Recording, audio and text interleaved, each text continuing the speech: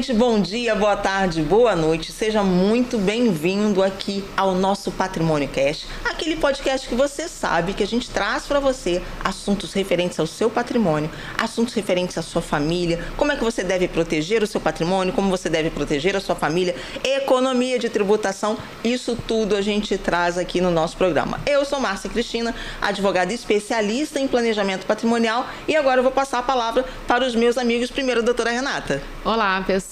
Sejam muito bem-vindos novamente. É um prazer estar aqui com esses meus queridos sócios falando sobre planejamento patrimonial. Alex? Tudo bom, gente? É um prazer estar com vocês de novo. Estou olhando aqui a pauta, que eu ainda não tinha pego ela. É muito bom estar conversando com você, conversando sobre seu patrimônio, te alertando sobre os perigos que seu patrimônio e a sua família podem passar. E vamos começar com esses nossos assuntos. A pauta de hoje ela é quase poética, né? Não é? Muito bonitinha, né? Porque toda a pauta é escolhida com muito carinho. É verdade. Exatamente. E sempre vendo os maiores problemas que as famílias enfrentam, né? E hoje a gente vai falar até de um tema árido, mas é um tema que a gente vai tentar levar da melhor tranquilidade possível, não é mesmo? A gente vai falar hoje, olha, conheça seu parceiro no divórcio, irmãos no inventário, filhos na velhice e amigos na dificuldade. Essa é a nossa pauta do nosso podcast de hoje, e a gente vai começar com a doutora Renata, que vai nos esclarecer o seguinte: por que é tão importante, doutora Renata, a gente conhecer bem o nosso parceiro, aquele parceiro que vai ficar com a gente na nossa vida?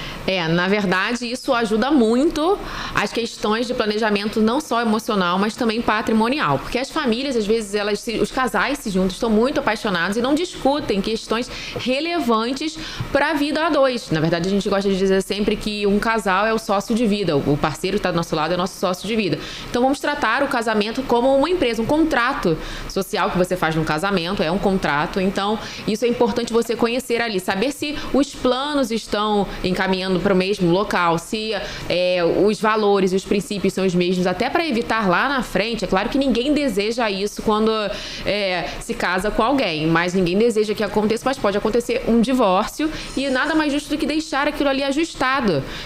Pessoas adultas, emocionalmente preparadas, elas já deixam tudo ajustado antes de começar o casamento. A vida em comum, não é? Sem dúvida. Não é? E aí, doutor Alex, eu vou para a próxima ou você quer ir para a próxima? Pode ir. Vamos lá, ficou para mim o seguinte: quais são os maiores desafios patrimoniais enfrentados no divórcio? Gente, como a doutora Renata falou, quando a gente conhece alguém muito importante, que a gente entende que aquela pessoa vai ser o nosse parceiro de vida, é muito relevante a gente falar sobre questões não só pessoais, não é? De como é que é a nossa família, formação, religião, se tiver, se não tiver, se quer ter filhos, mas principalmente o que é que você pretende na sua vida em relação a patrimônio, a planejamento patrimonial, a entender que aquilo dali que você está co-criando com aquela pessoa vai ser dos dois, ou não. Porque muitos parceiros, às vezes, já vêm com uma bagagem patrimonial muito forte e não quer que aquilo se contamine, quer que aquilo permaneça só naquele galho principal ali, que é a família dele só, não é? Ou a família dela só. Então é muito importante essa conversa prévia para que a gente tente evitar qualquer tipo de conflito, não é? E quando a gente para conversar, a gente amadurece e a gente evita conflito. Evita conflito no tecer, que é o continuar do caminhar ali junto, né? Como disse o doutor Alex, hoje é até poético mesmo, né? Porque a gente está falando de coisas práticas, mas a gente está falando de amor, né? Então, uma coisa está inteiramente ligada à outra. Não, e por isso a importância de escolher o regime de bens, fazer um pacto antinupcial, porque isso tem tudo a ver com o patrimônio. E às vezes os casais não estão preparados, não conversam sobre isso, e depois começa a surgir de conflitos. Se você volta e meia for num cartório, você vai ver os casais não sabendo nada sobre regime de casamento e chega no cartório e pergunta qual que a gente escolhe, como se fosse, estou ali no açougue escolhendo uma carne. E não é assim que se escolhe um regime de bens, ou seja, as pessoas não têm preparo nenhum, e quem ali está no cartório não tem obrigação nenhuma de fazer nenhuma explicação, e ainda falam, olha, o mais comum ali é a comunhão parcial de bens, então vai esse aí, mas não sabem nem as vantagens e as desvantagens do regime escolhido. Nessa hora, gente, é muito importante você tirar o amor. tira o amor, tá? E pega, de preferência, uma planilhinha. Olha só, o que é que você tem, o que que eu tenho, ou então a gente não tem nada. Como é que a gente vai partilhar isso aqui? Se alguém morrer, se um de nós morrermos, se a gente se divorciar. Mas para isso é muito necessário que você procure um profissional. Não saia aí lendo pela internet, vou dar o Google ali, né? O que que é isso? Não faça isso. Vá até a um profissional qualificado, não é, que saiba sobre regimes de casamento, que possa te ajudar a estruturar esse seu planejamento, porque isso sim vai ser um diferencial, né? É verdade. Doutor Alex. Para mim ficou até bem interessante essa pergunta aqui. Como o planejamento pré-nupcial pode evitar conflitos no divórcio? Aqui eu vou aproveitar para tirar um preconceito. Quando a gente fala de pacto pré-nupcial, normalmente as pessoas elas não percebem que não se trata do patrimônio que vai ser realizado, que vai ser adquirido na constância do casamento. Essa não é a preocupação. Normalmente, quando a gente está trabalhando um pacto pré-nupcial, nós estamos preocupados em organizar direitinho o patrimônio da família dos cônjuges, normalmente de um deles, que pode ser alcançado por aquele casamento. Então, assim, como esse planejamento pré-nupcial, como esse pacto pode dirimir conflitos no divórcio? Porque essas questões patrimoniais já vão estar estabelecidas e já vão estar solucionadas, né? Então, quando você se preocupa, como a doutora Márcia falou, de começar o jogo já sabendo as regras, né? Começar a sua relação já sabendo como vai funcionar as regras de aquisição patrimonial, que tipo de patrimônio você vai levar num divórcio, qual tipo você não vai levar, o próprio casamento fica mais leve. Porque muitas questões ali que podem ser dores de cabeça, elas acabam não acontecendo. Perfeitamente. Doutora Renata, vamos à próxima. Quais são os erros mais comuns que casais cometem ao lidar com questões patrimoniais no divórcio? Os erros mais comuns que os casais podem cometer, primeiro é não buscar o aconselhamento jurídico, não buscar um especialista que vai ali explicar quais são as consequências, sejam elas patrimoniais, fiscais, tributárias. As pessoas esquecem disso. Vamos dividir, tá tudo bem, mas e aí? O que vai ser? Ou então algumas casais que estão em conflito falam, não quero nada. Mas esse não querer nada do outro também tem uma consequência fiscal, tem uma consequência tributária que eles não conversam e não pensam e não têm nem noção do que vai acontecer. E só depois que dividem da maneira como eles querem ali, aí vem as consequências. E geralmente elas não são boas. Por isso é importante assim, estou pensando em me divorciar. Então, vamos sentar com o especialista, vamos conversar ali para analisar quais são as consequências, as desvantagens, as vantagens, qual é o melhor caminho para essa divisão, para esse divórcio. Isso é muito importante. Porque o desconhecimento leva a gente a lugares que a gente não quer ir, né? Lugares obscuros. Sem dúvidas. Não é? Olha só, antes da gente continuar, vocês viram isso aqui? Todo mundo levantando essas canecas. Olha, doutor Alex fez e a gente vai ter uma novidade para vocês no final do programa, então fica aqui. Para você que ainda não se inscreveu no nosso canal, se inscreva no nosso canal para que a gente tenha aí um levante desses números e cada vez mais as pessoas comecem a ver, a entender o que é planejamento patrimonial, as dicas super poderosas que nós trazemos aqui, e fica até o final, que no final vai ter uma novidade em relação a isso aqui, tá bom? Bom, eu vou responder a próxima pergunta, que é o seguinte: como o regime de bens influencia na partilha em um divórcio? Gente, o regime de bens efetivamente é o que vai valer lá no seu divórcio. Então veja bem, durante a pandemia, e isso é muito curioso a gente contar, porque se você jogar isso no Google, o Google vai te dar esses dados.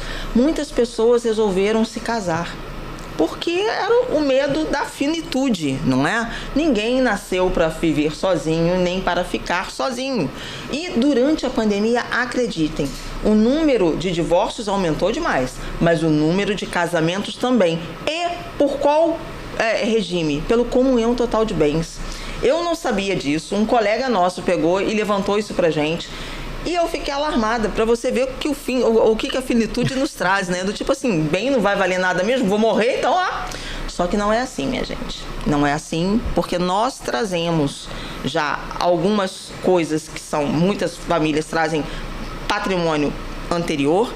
Muitas famílias trazem filhos de casamentos anteriores, né? E isso aconteceu muito na pandemia, as pessoas se recasarem, não é?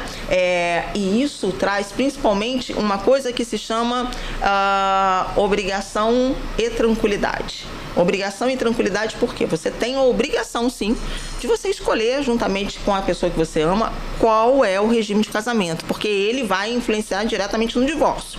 Se você casou com comunhão total de bens, quando você se divorciar, tudo que teve ali anterior ao seu casamento e na constância do casamento será partilhado. Se você escolher a comunhão parcial de bens, o que você ali conquistou junto com a pessoa que está ao seu lado vai se dividir ao meio, tá ok? E se você resolver qualquer um dos outros regimes de casamento, separação total de bens, a gente vai ter que fazer o quê? Vai ter que fazer um acordo pré-nupcial, porque a lei exige que se faça isso, tá ok? E esses são os que a gente mais utiliza. E você que está aí em união estável, que ainda acha que não vai partilhar nada e tal, tá morando de boa, né? Tô tranquilo, a gente juntou as coisas. Você não está notando o quanto de obrigações que você está adquirindo aí com essa pessoa ao seu lado. Então, se liga. A escolha do regime de casamento ou a escolha de regime de união, porque quando você não escolhe um regime, o que vai vigorar é o comunhão parcial de bens, ela vai refletir diretamente, a escolha do regime vai refletir diretamente lá no seu divórcio. Tá? Quando você sabe as regras do jogo anteriormente, fica tudo mais fácil, não só patrimonialmente, mas os conflitos ali diminuem bastante quando você já sabe as regras do jogo. E com relação à união estável, ainda tem um agravante ali, porque se você não regulariza aquilo, ainda pode surgir conflitos com os herdeiros, os parentes da pessoa que já faleceu, ali na comprovação daquela união estável. Existem outras implicações ali que as pessoas precisam estar preparadas, pelo menos saber, olha, eu vou sofrer essa consequência lá na frente, é um risco que eu estou disposto a passar. Aí você tem que colocar isso na balança se realmente vale a pena. Gente, e isso não é falta de amor. Isso, pelo contrário. Isso é você ter respeito, primeiro, para as pessoas que estão ao seu redor. Porque, como nós dissemos aqui, foram muitos recasamentos. Então, tem filhos. Você tem filhos de relações anteriores. Você tem que respeitar aqueles filhos, não é? Você tem que respeitar a condição que você criou aquele patrimônio junto com a sua primeira pessoa lá, não é? Que estava junto com você. Você tem que... A não ser que você vire e fale assim, olha só, doutora, para mim tanto faz. Eu vou pegar e antes de eu morrer eu vou vender tudo. Também é uma opinião, sem problema nenhum, tá? A gente não está aqui para fazer juízo de valor algum. Mas se a pergunta é essa aqui, a gente tem que responder. E são vocês que fazem essas perguntas. A gente vem pautado porque são vocês, tá? E nos perguntaram o que o regime de bens influencia. Influencia no divórcio em relação à separação do seu patrimônio e principalmente também pode ir lá resvalar nos seus filhos, não é mesmo? Sim. Vamos para a segunda pergunta, doutora Renata. Sim, vamos lá então. O que acontece quando um dos cônjuges não declara todos os bens durante o processo de divórcio? Ui! Não, assim, às vezes as pessoas, pode até ser que elas não declarem por esquecimento ou então por desconhecimento, mas a verdade é que isso pode ser considerado má fé. Não declarar os bens a serem partilhados no divórcio pode sim ser considerado má fé. Então isso é um problema grande e ainda pode ser isso pode gerar prejuízos muito grandes, porque vai necessitar uma revisão judicial daquela divisão, gerando novos conflitos ali. As feridas, às vezes, que já estão cicatrizadas, vão ser reabertas para resolver um problema. Então é importante até fazer um inventário desses bens todos e lembrar que existem detalhes também, que às vezes as pessoas esquecem, questões trabalhistas, sim, FGTS, então tem que analisar isso tudo para ver o que vai ser dividido ali no divórcio. E muitas pessoas esquecem. Eu gosto sempre de ser otimista, então vou levar na boa fé que as pessoas têm de desconhecimento de ter que colocar todos os bens ali, mas corre um risco muito grande de ser considerado má fé e gerar novos conflitos. E nisso o planejamento patrimonial ele é essencial, porque quando a gente faz o planejamento patrimonial, nós reunimos toda a sua família. Então, a senhora ou o senhor que está pensando assim, meu marido, minha esposa abriu aquela empresa, será que tem bens lá? No planejamento patrimonial, necessariamente, o senhor e a senhora vão estar lá participando. E a gente, inclusive, coloca cláusulas no caso de divórcio. Então, ninguém sai perdendo, tá? Vamos lá, doutor Alex. Para mim, teve uma aqui. É possível fazer uma nova divisão de bens após o divórcio, se algo for descoberto posteriormente? sim, é possível fazer uma nova divisão de bens, mas regra geral, essa divisão ela é judicial. Então, assim, você vai ter que entrar com processo judicial e tem todo aquele drama e aquela dor do processo judicial, além dos custos, essa coisa toda. Mas sim, pode. Se descobrirem que tem, né, como a doutora Renata falou, descobriu que tem bem fora da partilha, vai ser feita a inclusão, provavelmente no processo judicial, porque você já não vai ter mais confiança. Aí vai ser feito todo um levantamento para saber se realmente só tinha aquilo fora e vai ser feita a partilha novamente. Perfeitamente. Vamos lá. Quais estratégias um casal pode adotar para minimizar conflitos patrimoniais em um divórcio? Eu acabei já falando a resposta para vocês, né? Além da boa conversa, além da transparência, além de você sempre estar conversando com a pessoa que você ama, quais são os objetivos de vida de vocês, o que vocês pretendem, é fazer um planejamento patrimonial, não é? Aí você vai virar para mim e falar assim, Márcia, mas a gente está casando agora, a gente não tem bem nenhum. Qual o problema? Vamos iniciar o seu planejamento patrimonial, porque a partir daquela instituição que nós criamos ali, tudo que vocês adquirirem, vocês já vão adquirindo pela aquela pessoa jurídica que vai dar robustez ali ao seu patrimônio, vai dar proteção e, principalmente, vai gerar tantos outros frutos quanto vocês quiserem, ok? Então, a transparência e o planejamento patrimonial andam assim, ó, de mãozinhas dadas. É até interessante, porque quando a pessoa às vezes está se divorciando, ela faz um planejamento patrimonial, a gente consegue já reorganizar aquele patrimônio que ela vai receber dividido, o que for fruto da divisão. Sim. Você já pode preparar um planejamento patrimonial organizando aquele patrimônio ali. Se você não fez antes ou durante, você pode fazer depois do divórcio. Exatamente. Concomitante a ele, não há problema nenhum e nenhum impedimento. Não, é muito tranquilo, né? Vamos lá, doutora Renata. Como os filhos podem ser afetados na divisão patrimonial de um divórcio? Como é que os filhos podem ser afetados na divisão patrimonial de divórcio? Isso é muito importante, porque além da pensão que os filhos menores de idade ali, ou até como a lei manda, os que estão fazendo faculdade também recebem pensão. Então, como essas pessoas, esses filhos, eles têm direito de receber e os pais têm obrigação de pagar a pensão, ainda tem essa questão do recebimento da pensão. Além disso, ainda tem questões do como vai ficar esse regime de bens ali para o regime sucessório deles. E geralmente as pessoas constroem outras famílias, eu gosto de dizer que é o seu, os meus e os nossos, as famílias recompostas. Então é natural que haja ali um conflito patrimonial grande que pode sofrer. Os filhos são os mais prejudicados nessa situação. Ainda mais quando os divórcios não são amigáveis.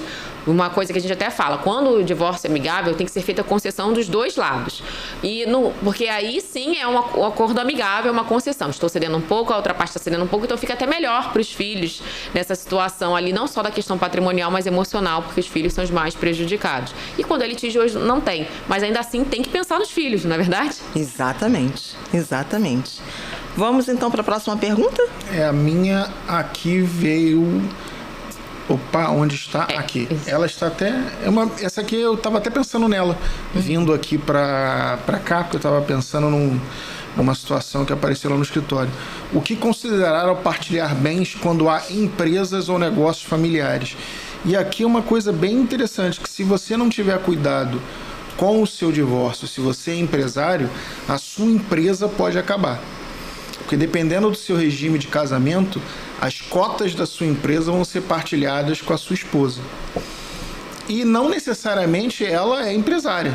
Ou seja, você vai arrumar um sócio, né? Sem saber nada do negócio.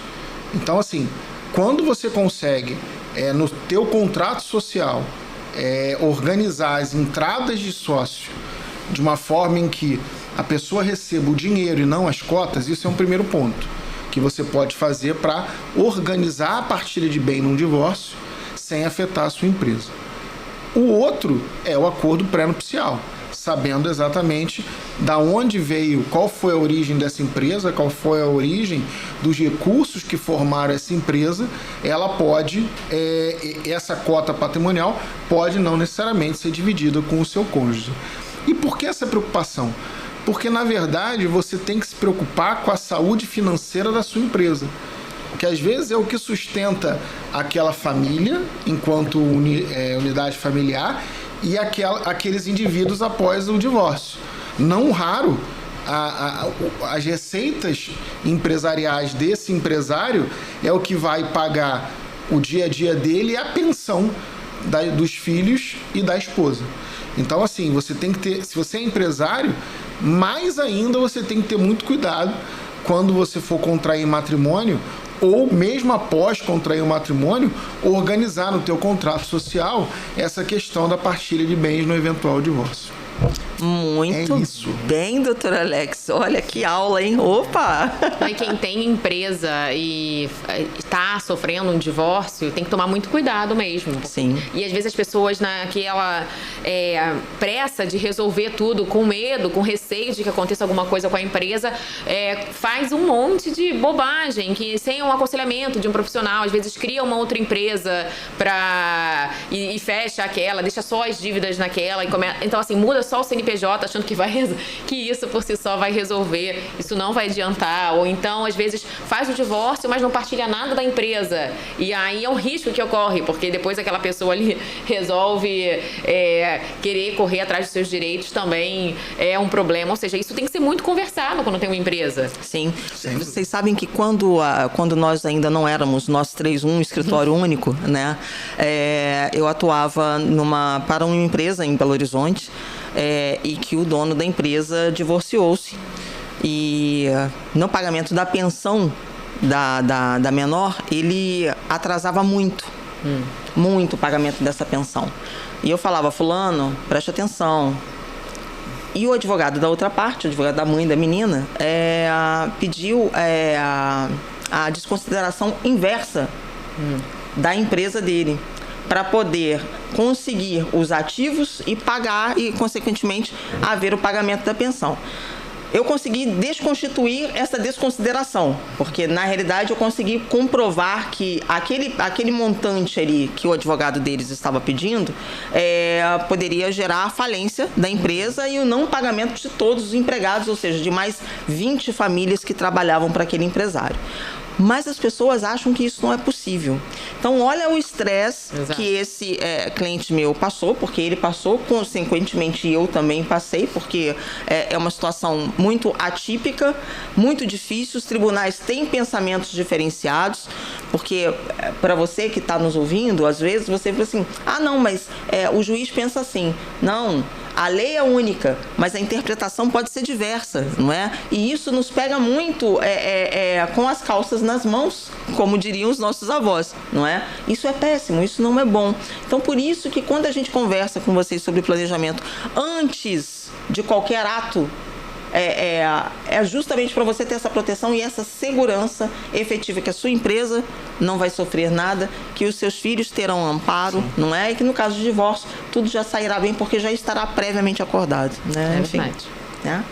Vamos para a próxima. É verdade, sou eu, né?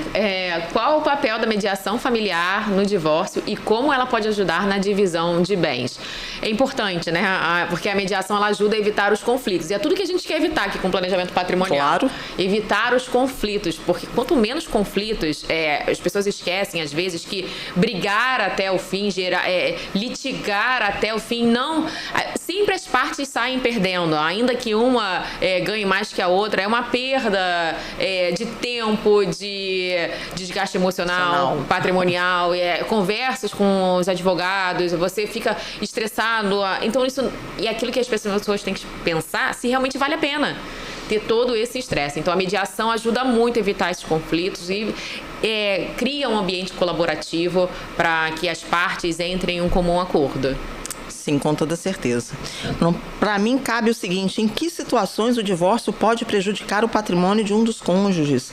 Gente, essa é uma pergunta ela é ampla demais e bem objetiva ao mesmo tempo, né? Porque vamos focar no seguinte: digamos que um tenha dependência financeira do outro, não é? Digamos que esse casamento já tenha 30 anos, né? E a mulher nunca trabalhou, ou ao contrário, né? A mulher se destacou no mercado e o homem ficou tomando conta dos filhos, não é? Isso acontece. essa dependência financeira, ela no divórcio, ela aperta. Então, quando a gente fala que os papéis devem ser desempenhados de forma equilibrada, independente de quem está, entre aspas, colocando o pão dentro de casa, nós passamos isso também dentro do planejamento patrimonial, porque nesse caso aqui a gente pode, inclusive, dizer, olha, no caso de divórcio, já que fulana não trabalha, ou já que fulano nunca trabalhou, em virtude de cuidar dos filhos em casa, vai ser regida uma pensão no valor de tanto, durante tanto tempo. Isso também vale para o planejamento patrimonial. Isso tudo a gente pode fazer. E fazendo previamente é melhor do que fazer na mediação. Porque na mediação você escolhe uma pessoa para mediar entre as partes. Mas geralmente nesse aqui já tem um conflito, né? No planejamento patrimonial, não. Tá ok? Vamos lá, próxima pergunta. Acho que... Doutor Alex. Não, mas... Vamos lá. Ficou aqui, me trouxeram essa pergunta. Qual é a maior dificuldade que os irmãos enfrentam ao lidar com o inventário?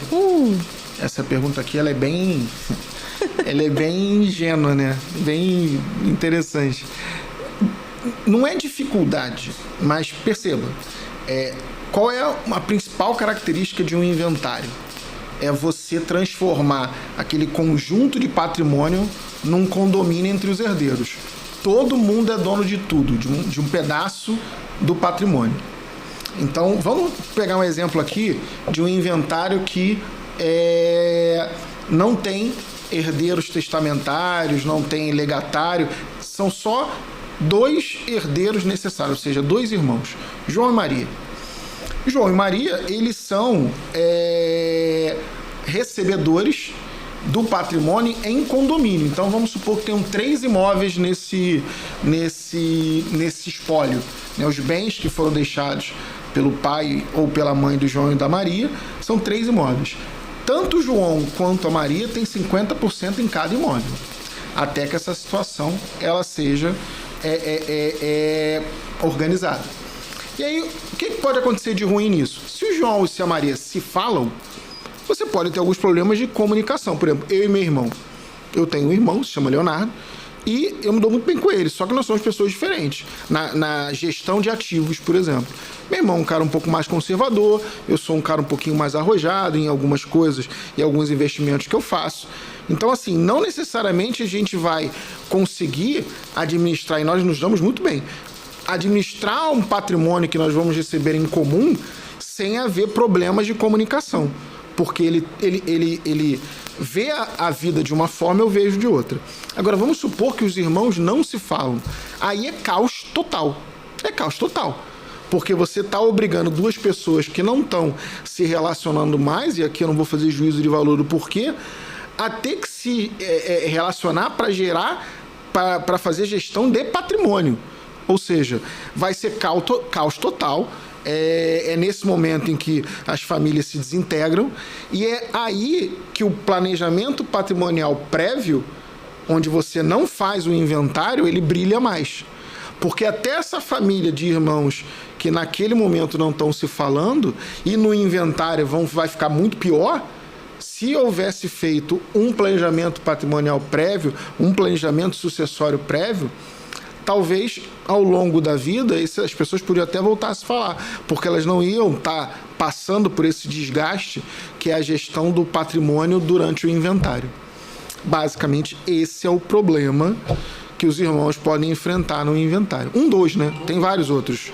2. A gente atende algumas famílias que já vêm pra gente com conflito entre os irmãos às vezes não se falam, ou são realmente, tem pensamentos diferentes, então a gente sabe, a gente já tem uma maturidade para entender qual inventário vai dar problema. A gente já sabe que fala, olha, esse inventário muito possivelmente vai ser litigioso, porque os irmãos, no momento da divisão, eles vão brigar. Inclusive até o do Gugu não teve, o do Gugu não, é do Cid Moreira, não teve nem muita dificuldade, né? Assim, teve um conflito, no caso não foi entre os irmãos, foi entre eles e a a esposa. Mas isso é muito comum entre irmãos e, assim, a gente sabe que existem famílias que os irmãos são super amigos e a gente gosta sempre de falar, né? Que os filhos, eles não brigam pelo patrimônio que não é deles. Eles brigam quando o patrimônio se torna deles. Então, isso é um problema quando se torna deles, que é no momento do inventário, e aí começam os conflitos. Então, a gente já sabe que aquele inventário vai ser judicial, então vai ser muito mais lento, vai ser mais moroso. A gente sabe como é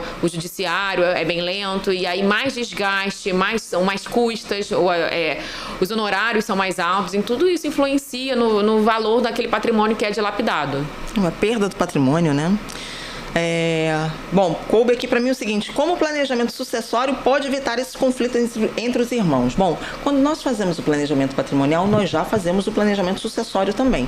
O que isso quer dizer? É que a família toda senta conosco e fica sabendo exatamente, porque todos têm que estar acordes, ou seja, de acordo com aquilo, do que vai ficar para quem. Ok? E aí, digamos que essa família tenha filhos de casamentos diferentes. A mesma coisa. Por quê? Porque quando você não faz um planejamento patrimonial e sucessório e tem filhos de casamentos diferentes, vai haver lá na frente uma separação em relação a esses bens. Isso pode tornar um conflito enorme entre os filhos havidos daquele casamento e do casamento anterior. Porque digamos que você tenha trazido o patrimônio e você faleceu e a sua esposa permanece. Lá na frente, essa divisão, essa redivisão de patrimonial, ela vai dar um problema muito maior. Então, o planejamento sucessório, efetivamente, ele evita qualquer conflito. Aí você vai dizer assim: mas doutora Márcia, se um dos meus filhos não quiser participar, como é que a gente faz? Nós temos dentro do planejamento patrimonial uma saída para isso, que é separar o quê? O patrimônio daquele filho que não quis participar do planejamento patrimonial. Qual que é a diferença? A diferença é que quando o senhor e a senhora não estiverem mais aqui, ele vai arcar com todas as custas de um inventário. E aí, quando a gente coloca no lápis, a mágica acontece. Porque esse filho não vai querer pagar lá na frente. Então, ele entende a importância de um planejamento patrimonial sucessório. Não é? Então, gente, é tudo como a gente fala, é tudo com conversa. E a gente prova ali, olha, é na ponta do lápis, é no A mais B, tá bom? Vamos lá, doutora Renata? Vamos lá, quais são os direitos e deveres dos irmãos no processo de inventário? É importante saber que, como regra geral, todos os herdeiros eles têm direitos a partes iguais da herança, daquele patrimônio. Mas salvo essas exceções, que é aquilo que a gente fala até quando há uma divisão desigual, que isso é possível. Geralmente também isso cria conflitos, né? Porque geralmente o que é preterido vai questionar essa divisão. Então, como regra, isso é o direito que eles têm da divisão igualitária dessas cotas patrimoniais. Também existe um problema que, quando os pais falecem, é escolhido um inventariante. E aí também surgem conflitos de qual irmão vai ser escolhido para ser o inventariante. Isso pode gerar muitos conflitos também. Uma simples escolha Exato. de inventariante, ou simples nomeação. Quero nomear. E aí já começa ali os conflitos entre os herdeiros. É um problema muito grande também mas é uma obrigação necessária, é necessário nomear um inventariante no processo, então isso é importante, mas como regra os irmãos têm direitos iguais. Perfeitamente. Doutor Alex? Tem uma pergunta aqui: como a falta de um inventário pode impactar o relacionamento familiar entre irmãos? Essa pergunta até é interessante. Eu, quando li ela, não entendi muito bem a pergunta, mas relendo ela eu percebi a questão. Perceba, é muito comum, e se você acompanha o nosso conteúdo, se você acompanha seja os nossos conteúdos no Instagram, seja o que a gente produz aqui no YouTube, você sabe que o inventário ele é caríssimo, muito caro. A família ela perde no mínimo em torno de 15%, e se o patrimônio for muito enrolado, for muito complicado de se regularizar, pode-se perder até 40%. Então isso é muito caro. E por conta disso, é muito comum que a família opte por não fazer o inventário. Simplesmente ela não faz. Assim, é caro, ninguém tem dinheiro, então não vamos fazer. Deixa pra lá. Essa é a pior decisão que a família pode fazer. É a pior. Por quê? Porque aquilo vai virar uma bola de neve, porque o inventário ele vai ter que ser feito. Por que o inventário vai ter que ser feito? Porque legalmente no país não há outra forma de transferência de patrimônio entre uma pessoa falecida e uma pessoa viva do que o inventário. Então, todo aquele patrimônio que está enrolado nessa bola de neve que virou esse inventário, ele só vai ser possível de regularizar dentro do inventário. Você não tem escritura possível de ser feita, você não tem ação judicial possível de ser feita, que não seja de inventário, se for o caso. Então, assim, a falta de inventário vai impactar nessa família, por quê? Porque se ela optar por não fazer um planejamento e optar por não fazer o inventário depois que ele for inevitável, a família muito provavelmente vai começar a brigar. Por quê? Porque vai ter patrimônio que eles vão querer vender e não vão conseguir. Tem patrimônio que eles vão querer alugar e não vão conseguir. Tem valores financeiros que eles vão tentar resgatar e não vão conseguir. Ou seja, a falta de inventário nessa situação é a pior decisão possível. A melhor qual é? Estudar formas de fazer planejamento patrimonial e planejamento sucessório antes do inventário acontecer. E é isto. Muito bem. Coube a mim a seguinte questão: o que acontece quando um dos irmãos não concorda com a divisão de bens no inventário? Bom, vamos lá. Ele pode brigar judicialmente? Pode. Ele vai levar a melhor? Não. Todos vão perder. Todos vão perder porque, como disse o Dr. Alex aqui, quando você tem um inventário aberto, você tem ali um inventariante que ele tem que prestar contas de tudo daquilo que está dentro do inventário, não é mesmo?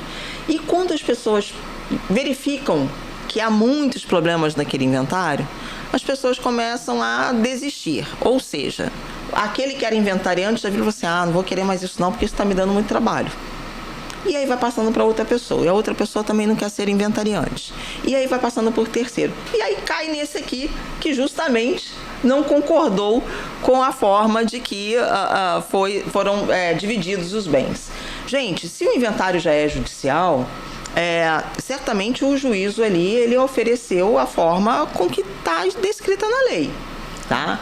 Você pode achar que você tem direito a mais do que o outro, por exemplo, filhos que tomam conta dos pais têm mais direito do que o outro? Depende, tá? Mas patrimonialmente o direito é igual de todos os filhos, não é? Você pode brigar, às vezes eu acho que essa pergunta decorreu disso, quando a pessoa faz um testamento e deixa mais para um filho do que para o outro, de explicar para o senhor, 50% de todos os seus bens é necessariamente dos seus herdeiros, mas os outros 50% só pode fazer o que quiser com eles, inclusive dar essa parte a maior para um daqueles filhos que estão lá dentro dos 50%, né? E aquele que se sente injustiçado vai falar assim, mas por quê?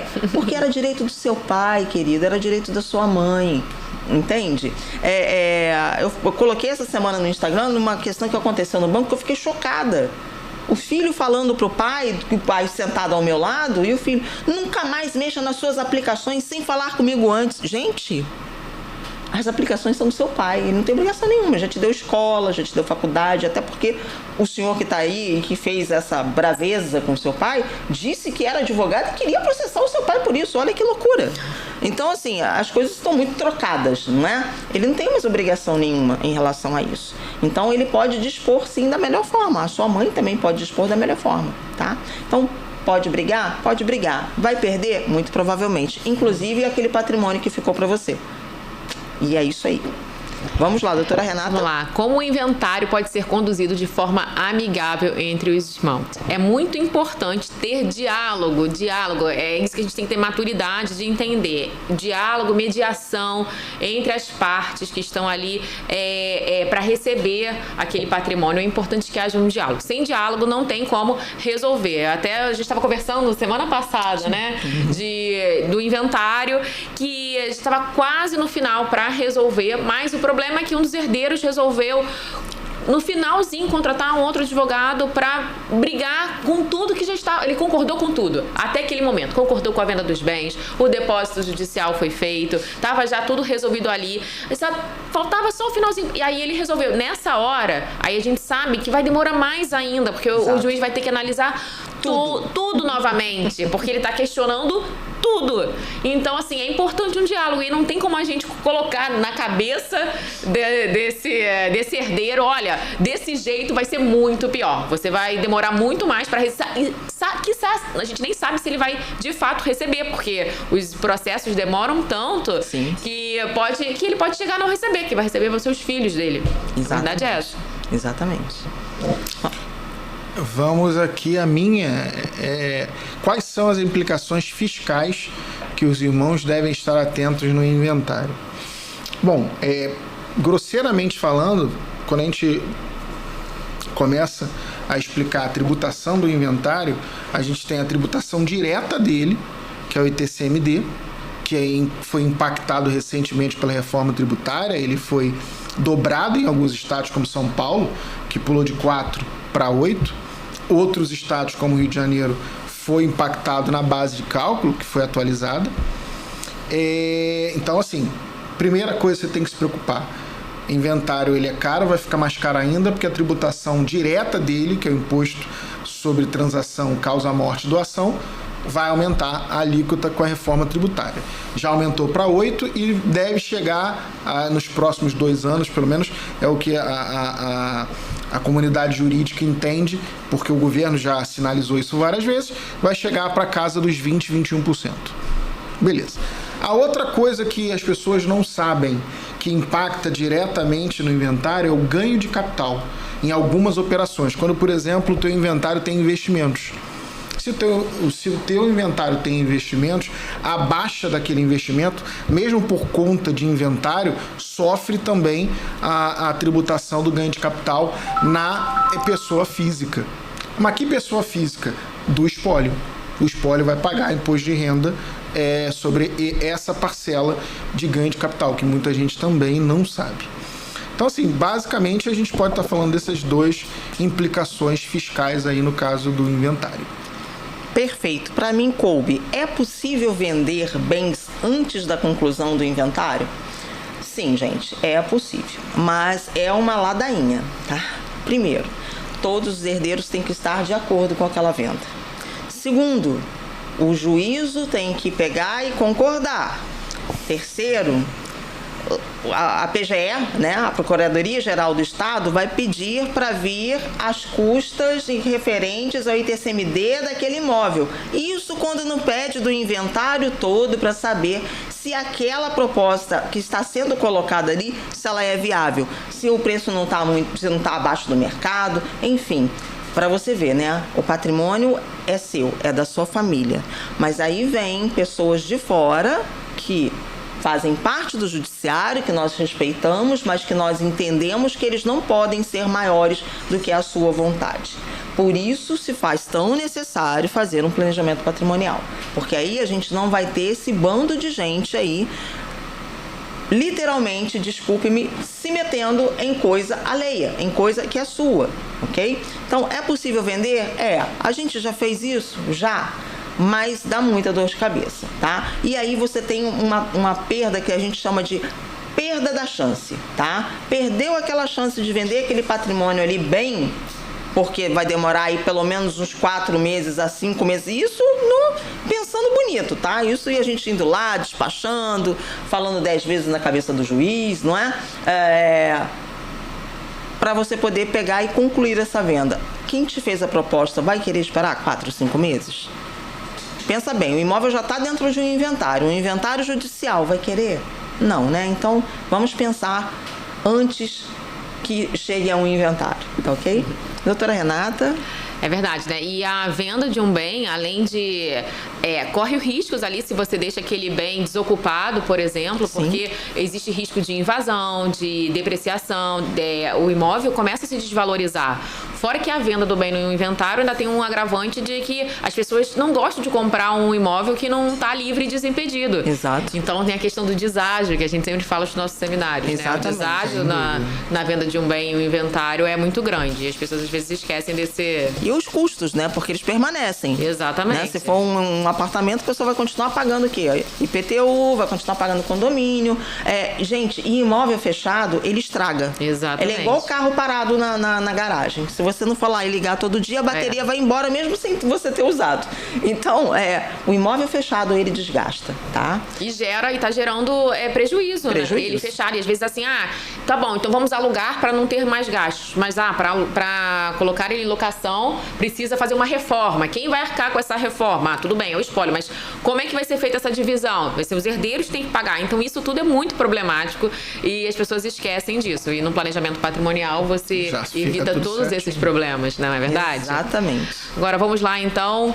Como o planejamento patrimonial pode beneficiar os filhos quando os pais envelhecem? Olha, isso é muito importante. Primeiro que você já tem tudo organizado ali.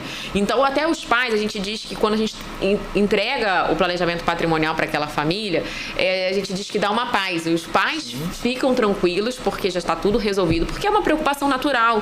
Já atendeu até, né, recentemente uma mãe que estava preocupada como ia ficar essa divisão, como eles iam administrar.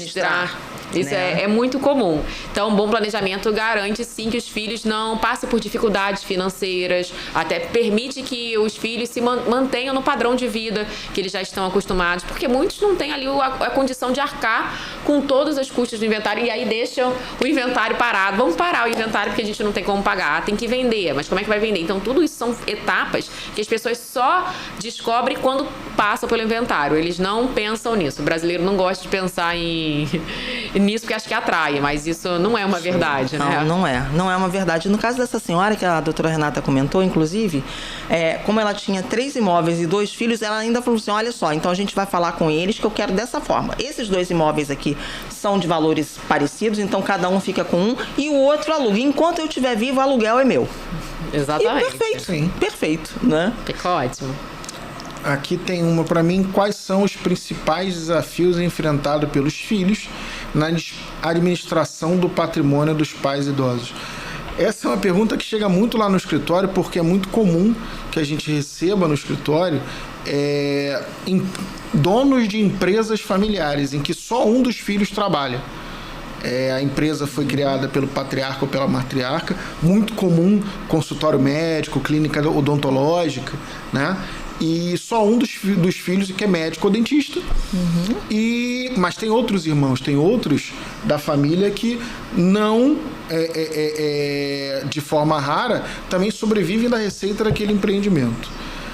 O planejamento patrimonial, ele tem uma camada de direito societário nele, que ele é feito para exatamente organizar este tipo de patrimônio que é a sua empresa familiar.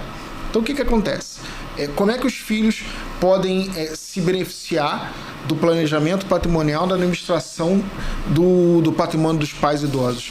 Fazendo uma organização societária dentro do planejamento patrimonial e planejamento sucessório, para que essa transição, tanto de liderança na empresa como de partição das receitas daquela empresa com os demais irmãos, sejam feitos da forma mais suave possível. Isso é muito comum de acontecer. Do pai, empresário, conseguir a sucessão empresarial de forma tranquila, porque ele ajudou a organizar essa sucessão no momento em que ele estava fazendo o planejamento patrimonial, o planejamento sucessório, junto com os demais filhos, porque todo mundo está na mesma reunião, como a doutora Márcia já falou, como a doutora Renata já falou. Quando nós fazemos um projeto de planejamento patrimonial no escritório, a família toda interage. Então todo mundo sabe o que está ganhando, o que está sendo partilhado e como a coisa está sendo organizada. É isto. Perfeito. Vamos lá. Qual a importância de uma curatela no caso de pais que não têm mais capacidade de gerar o seu patrimônio? Olha, essa pergunta é muito especial para a gente, não é? A curatela é um instrumento que a lei nos dá, não é? Quando nossos pais não têm mais condições mentais ou mesmo psicológicas de gerir o seu patrimônio, não é? E essa curatela, ela é dada depois de uma série de fatores pelo juízo, não é? E evidentemente que existem exames probatórios, existe ali um exame médico, psicólogo, assistente social. O juiz não faz uma curatela sem tomar todos esses cuidados, tá? Então o senhor e a senhora tenham certeza disso, e ninguém gosta de passar por esse tipo de procedimento, mas às vezes ele é muito importante justamente para deixar com que o seu patrimônio fique devidamente resguardado para os seus filhos. Mas melhor do que isso e muito mais confortável do que isso é justamente a gente já prever dentro de um acordo de sócios, dentro do planejamento patrimonial, essas condições. O que é que pode acontecer caso eu me encontre impossibilitado civilmente perante o meu patrimônio? Quem é que vai cuidar de mim? O senhor, a senhora que não tem filhos, não tem herdeiros necessários, vai deixar o patrimônio para terceiros. Quem desses terceiros vai administrar esses bens? Aonde o senhor e a senhora querem ser tratados? Qual o percentual do que de patrimônio que você tem, que você gostaria que fosse vendido e revertido para o tratamento da sua saúde? Então, é o que a gente comenta, gente.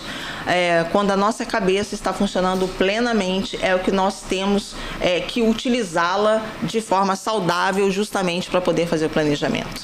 Tá? Então isso é muito importante, porque nenhum de nós quer perder a sanidade. Mas, em verdade, nós não sabemos nada das nossas vidas. Quem sabe é muito superior, né? É o superior. Então, nós devemos atuar enquanto estamos sãos e de acordo com a inteligência que ele nos deu. Não é mesmo? Verdade. Vamos lá, doutora Renata. Vamos lá. Quando é indicado criar uma holding familiar para proteger o patrimônio dos pais idosos? Nossa, tem tantas vantagens que é indicado. Olha, é indicado quando os pais têm ali os seus herdeiros, os seus filhos, os seus netos. É até interessante que a gente gosta de falar quando os pais com mais idade mais avançada chegam no nosso escritório, a gente já fala, olha, a gente consegue fazer o planejamento patrimonial até quinta geração. Isso é muito legal. E aí, às vezes, a família nem desconhece, né? Nossa, eu posso deixar para os meus netos? Pode deixar para os netos, os bisnetos. Isso que a gente chama sempre de... o patrimônio, ele se mantém dentro daquela família. E isso é muito bom. Então, assim, é indicado quando tem netos, bisnetos. É indicado também quando você sabe que vai haver uma perda patrimonial muito grande. Os impostos que vão ser pagos vão ser muito grandes. É indicado também quando você sabe que tem conflitos na família, desentendimentos muito entre noras e genros. Exato. Não é verdade? A gente bem sabe disso, que é um problema muito grande. Então, os pais idosos, eles já podem deixar isso tudo organizado, né? Isso é muito bom, é indicado nesses casos para que faça uma holding familiar, um planejamento patrimonial. E eu até aproveitar o final desse módulozinho, desse tópico, para pegar o gancho. A gente começou a responder aqui uma série de perguntas, ela é focado na percepção do filho, né? Se você vai... Só que, na verdade, se você que está nos escutando aqui, se você é pai, se você é mãe, e você tem alguma dúvida sobre como será a sua velhice, mais do que nunca, se você tem patrimônio, fazer o planejamento patrimonial e o planejamento sucessório pode salvar a sua paz de espírito na idade. Vou lhe dar 2 exemplos aqui. Um notório, que minhas colegas vão lembrar, é o caso desse médico que está na mídia agora, acho que é cardiologista, que está tendo que pedir pensão para os filhos. Exatamente. Porque ele doou para os filhos um patrimônio de 30 milhões e agora os filhos estão deixando ele passar fome. Simples assim. Não estou fazendo aqui juízo de valor, nem sei o nome da família, não estou fazendo juízo de valor. Eu estou reportando o que a mídia está trazendo. Que é notório, né? Que é notório, né? Apareceu no Fantástico. Né? Então, se isso é verdade ou não, vamos tratar aqui hipoteticamente que isso seja verdade. Se esse médico tivesse feito um planejamento patrimonial e um planejamento sucessório adequado, ele não passaria por isso. E uma outra questão, é um caso que eu e a doutora Renata atendemos recentemente, daquela família que tem um dos filhos que é influenciado pela nora, que está também dificultando a vida familiar daquela matriarca e daquela patriarca, e do patriarca. Esses já são clientes. Já tomaram uma bela decisão de fazer um planejamento patrimonial para conter essas influências negativas. Mas eu sei quem eu criei. Eu tenho certeza, eu não estou fazendo crítica de valor à família de ninguém, mas eu estou lhe aconselhando a gato escaldado tem medo de água fria. Se você tem patrimônio, Se você está vendo como o mundo tá caminhando. Não custa nada, não vai ser prejuízo para sua família fazer o planejamento patrimonial e o planejamento sucessório. A gente nunca viu um sistema de planejamento ser prejudicial à família. E nós já atendemos milhares nesses vários anos de experiência que nós temos. Nunca vimos. Eu vou ter alguma vantagem? Com certeza vai. Não sei quais são, porque eu ainda não estudei o seu caso, mas com certeza você vai ter. Agora, essa vantagem de você pelo menos saber que você vai ter dinheiro e vai ter patrimônio para gerenciar a sua velhice até o final da sua vida, mesmo que de forma obrigando os seus filhos a tomar conta de você, isso em algumas situações não tem preço, vide o médico que está nas mídias agora. Era só essa parêntese que eu queria fazer, que agora nós vamos falar de amigos na dificuldade. Né? É o último tópico desse tema de hoje, né? Tem até um estudo dizendo que as pessoas que têm amigos envelhecem melhor do que aquelas pessoas que não têm amigos. É verdade. E amigos é a família que a gente escolhe, né? Exatamente isso. Amigo é a família que a gente escolhe. Verdade. Vem uma perguntinha para mim: como os amigos podem ajudar em momentos de dificuldade financeira ou pessoal, especialmente na falta de uma estrutura familiar? É exatamente aquele apoio que você precisa no momento da ausência, no momento do desequilíbrio. Aconteceu o pior, você não tem planejamento, você não fez nenhuma estrutura, o inventário está vindo e você não tem dinheiro para pagar, a sua família está começando a ficar no caos, porque já chegou para nós situações em que a pessoa que faleceu era o suporte daquela família, não só psicologicamente como financeiramente. E no final das contas, o que manteve aquela família agregada no início desse caos foram as relações de amizade. Então, assim, como os amigos podem ajudar? Exatamente se tornando o apoio nesse momento de dificuldade, que é quando a família está se desagregando pela dor da ausência, pelas dificuldades até da inexperiência de lidar com certos assuntos que nunca foram obrigados, porque nunca passaram por inventário, nunca passaram por nenhum tipo de situação tão impactante como essa. Muito bem. É isso. Existe a possibilidade de amigos serem incluídos em um planejamento patrimonial ou sucessório? Sim, sim. Lembram quando eu falei para vocês logo no início aqui, justamente que no planejamento patrimonial a gente tem condições, inclusive quando nós não temos herdeiros necessários, de colocarmos quem nós quisermos, ok? Muitos casos a gente recebe de pessoas que têm, pessoas que trabalham para esses senhores há muitos anos. Essas pessoas se tornam amigos, não é? Porque na realidade, quando o senhor e a senhora acordam, é o seu copeiro, é o seu motorista, é aquela pessoa que fez a limpeza da sua casa durante anos. Essa pessoa se torna um amigo, né? E sim, é possível, tanto para esse amigo que prestou serviço de forma tão gentil para você a vida inteira, não é? Mas é empregado, Márcia, recebe. Sim, mas ele teve a gentileza de prestar um serviço para você da melhor maneira, não é? Você pode escolhê-lo, como você pode escolher também um amigo pessoal. Lembrando que 50% da sua herança você pode dispô-la da forma que você desejar, tá ok? Vamos lá, doutora Renata? Então, quais são as formas legais de proteger os amigos em caso de dificuldades financeiras? Bom, é possível fazer a elaboração de contratos, uma criação de contratos em que é possível proteger aquele amigo, ou então até fazer doações, é possível, e aí isso precisa ser conversado com o especialista para evitar que essas doações gerem conflitos ali. É possível uma doação com encargo, por exemplo, também uma contrapartida que é possível fazer com um amigo. E também o planejamento patrimonial, quem sabe até uma holding familiar. Muitas pessoas não têm filhos, herdeiros necessários para que deixar patrimônio, mas tem um amigo que quer deixar. Às vezes fala, olha, eu sou uma pessoa que não tem contato com os meus primos, os meus tios, e quero deixar para um amigo que está ali, porque às vezes é até mais próximo do que um parente. Então é possível fazer um planejamento patrimonial, uma holding patrimonial, até para uma pessoa que não é parente. Muito bem. E para mim, finalizamos com: os amigos podem ter direitos em um inventário caso tenham sido designados como herdeiros? Sim. A forma mais comum é o testamento, né? Você vai fazer um testamento deixando como beneficiário o seu amigo, e aí ele vai ser transformado automaticamente em herdeiro testamentário e vai entrar na partilha dos seus bens de acordo com o que é determinado no testamento. É bem tranquilo e é uma forma até bonita de você reconhecer uma amizade, um amigo que teve com você nos momentos de dificuldade.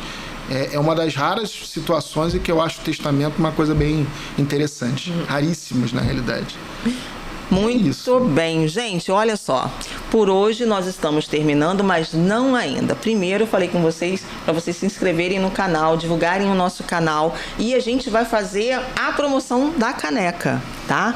Então, para você que mandar pra gente durante 5 dias, 5 perguntas para que a gente possa pegar e fazer aqui no nosso Patrimônio Cash, é só você pegar e depois a gente vai entrar em contato com você, porque a gente vai disponibilizar essa linda caneca que você pode escolher ela em amarelo.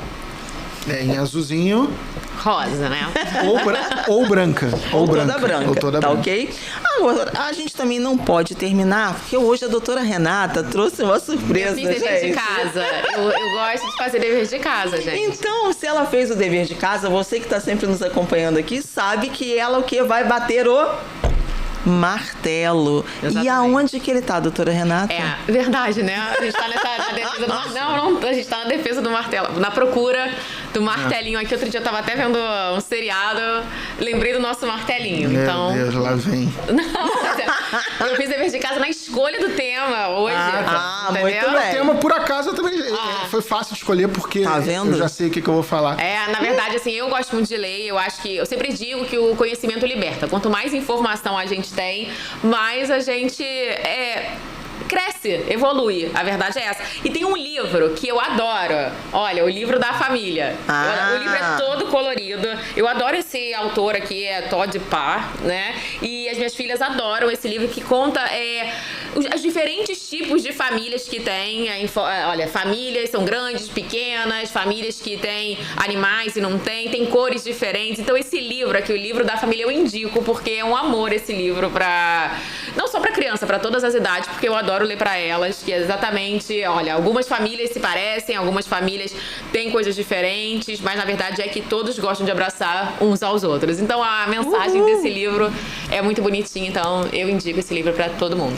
E ó, não foi combinado, mas a minha dica também é um filme sobre família, tá no Amazon Prime Video, eu vi ontem à noite, chamado Bunny Drop. É um filme japonês sobre uma família composta de um... E aí eu não vou falar muito, porque senão vai dar spoiler do filme. Mas é sobre uma família recomposta, mas de uma forma muito interessante. É no Amazon Prime Video, chamado Bunny Drop. Vale muito a pena esse filme. Um filme japonês, acho que é de 2010 ou 2014. Mas é bem legal mesmo, muito bom. Perfeito. Bom, e como o Dr. Alex falou que amigos são a família que nós escolhemos, e eu, graças a Deus, tenho muitos bons amigos, não vou citar nomes, mas se vocês leem aí a minha memória aqui, vão estar sabendo quem são vocês. Então, a minha homenagem, meu bater o martelo hoje, vão para os amigos que são incondicionais, que são amorosos, que são inconstantes, que são aventureiros, que são brincalhões, mas que quando a gente precisa, gente, olha, eles nos conhecem só de olhar, não é? Então, meu bater o martelo vão para os amigos hoje, tá ok? E hoje a gente vai terminando esse nosso episódio, não é mesmo? Gente, muito obrigada. Uma boa tarde pra você, boa noite, bom dia, independente da hora que você estiver assistindo a gente. E até o próximo. Tchau, Até tchau, a próxima. gente. Um abraço. Tchau.